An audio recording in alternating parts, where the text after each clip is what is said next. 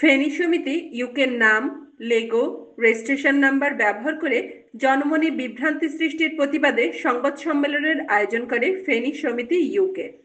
গত 11 জুলাই শুক্রবার London Bangla press ক্লাবে এই সংবাদ সম্মেলন অনুষ্ঠিত হয়। সংবাদ সম্মেলনে লিখিত বক্তব্য পাঠ করেন ফেনী সমিতি ইউকে ট্রাস্টি আশরাফ উদ্দিন। তিনি বলেন, 2005 সালে ফেনী সমিতি ইউকে আমরা প্রতিষ্ঠা করি। এরপর 2013 সালে এটি চ্যারিটি কমিশনে চ্যারিটি সংগঠন হিসেবে তালিকাভুক্ত হয়। যুক্তরাজ্যে অবস্থানরত ফেনীবাসীর প্রাণপ্রিয় সংগঠন ফেনী সমিতি ইউকে এটি একটি সম্পূর্ণ অরাজনৈতিক স্বেচ্ছাসেবী সামাজিক সংগঠন হিসাবে 2005 সালে আমরা প্রতিষ্ঠা করি। পরে 2013 সালে এটি চ্যারিটি কমিশনে চ্যারিটি সংগঠন হিসাবে রেজিস্ট্রেশন করি, যার রেজিস্ট্রেশন নাম্বার 1155915। কমিশনে ফাউন্ডার ট্রাস্টি হিসাবে জনাব মহরুম প্রফেসর নুরুল হক, জনাব মোহাম্মদ শাহজাহান, জনাব মোহাম্মদ খুরশিদ আলম এবং আমি মোহাম্মদ আশরাফ উদ্দিন নিযুক্ত হই। ফেনী সমিতি ইউকে সংবিধান অনুযায়ী প্রত্যেক 3 বছর পর পর নির্বাচন করার কথা থাকলেও জনাব কুতুবউদ্দিন কোনো নির্বাচন না করে লন্ডনে একটি এলাকা টুটিং কেন্দ্রিক ফেনী সমিতিকে আবদ্ধ করে রাখেন। তিনি আরো বলেন, আমরা লক্ষ্য করেছি যে কতিপয় ব্যক্তি ফেনী সমিতি ইউকের নাম, লোগো, রেজিস্ট্রেশন নাম্বার ব্যবহার করে বিভিন্ন ধরনের অনুষ্ঠানের আয়োজন করছে এবং হোয়াটসঅ্যাপ গ্রুপ, ফেসবুক ও বিভিন্ন অনলাইন প্ল্যাটফর্মে প্রচারণা চালিয়ে যাচ্ছেন, যা আইনগত সম্পূর্ণ অবৈধ, অনৈতিক এবং আইনের পরিপন্থী অপরাধ হিসেবে বিবেচিত।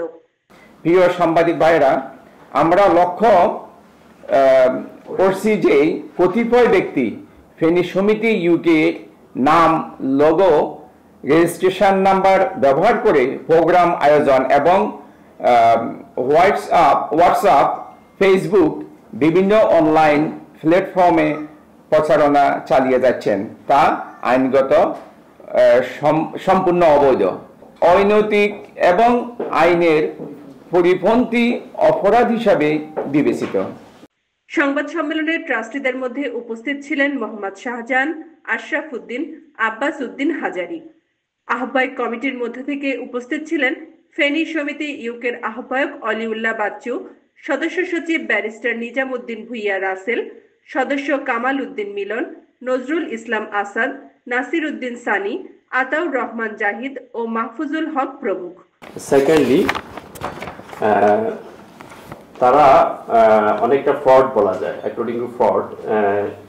যেভাবে আমাদের এখানে 4 জনের মধ্যে টোটাল আমাদের ইউকে চ্যারিটি কমিশনের চ্যারিটির 5 জন ট্রাস্টি, এর মধ্যে কুতুবউদ্দিন হাজারি আপনারা ইতিমধ্যে শুনছেন যে উনি ছিল নির্দিষ্ট সময় কেন্দ্রিক অ্যাজ এ প্রেসিডেন্ট 3 বছরের জন্য।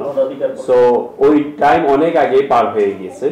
সো এই ক্ষেত্রে উনি আর কোনো কিছু করার অধিকার রাখে না। বাট তারপরেও উনি অনেকটা ইলিগালি অ্যাক্সেস করে চ্যারিটি কমিশনের লগ ইন করে আমাদের ফাউন্ডার ট্রাস্টিদেরকে রিমুভ করছেন। পরবর্তীতে আমরা ট্রাস্টি বোর্ডের সাথে চ্যারিটি কমিশনের সাথে কথা বলি, তাদেরকে ইমেল করি। আফটার লং টাইম তারা আবার আমাদের ফাউন্ডার ট্রাস্টিদেরকে ব্যাক করেন। এটা হচ্ছে তার প্রমাণ। আর আপনারা দেখেন যে 10ই সেপ্টেম্বর যখন আমরা চ্যারিটি কমিশন রেজিস্টার করি 2013, তখন থেকেই আমাদের ফাউন্ডার ট্রাস্টিরা আমাদের ট্রাস্টিতে সম্পৃক্ত ছিলেন। আর জনাব কুতুবউদ্দিন হাজারি যিনি, উনি ছিলেন 2018-তে।